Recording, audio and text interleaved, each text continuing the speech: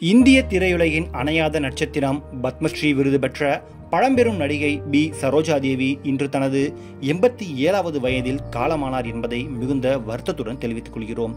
1938ஆம் ஆண்டு ஜனவரி 7ஆம் தேதி கர்நாடகாவின் பெங்களூருவில் உள்ள ஒக்கலிகா குடும்பத்தில் பிறந்தவர் இவர்.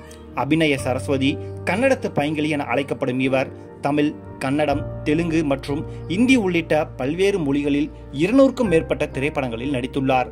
சிறு வயதிலேயே தந்தையின் ஊக்குவிப்புடன் நடனத்தில் சிறந்து விளங்கினார் சரோஜா தேவி. 1955ஆம் ஆண்டு தனது 17 வயதில் கன்னட திரைப்படமான மகாகவி காளிதாஸ் திரைப்படத்தின் மூலம் திரையுலகில் அடியெடுத்து வைத்தார். 1958ஆம் ஆண்டு வெளிவந்த நாடோடி மன்னன் திரைப்படத்தின் மூலம் தமிழகத்தில் பிரபலமானார்.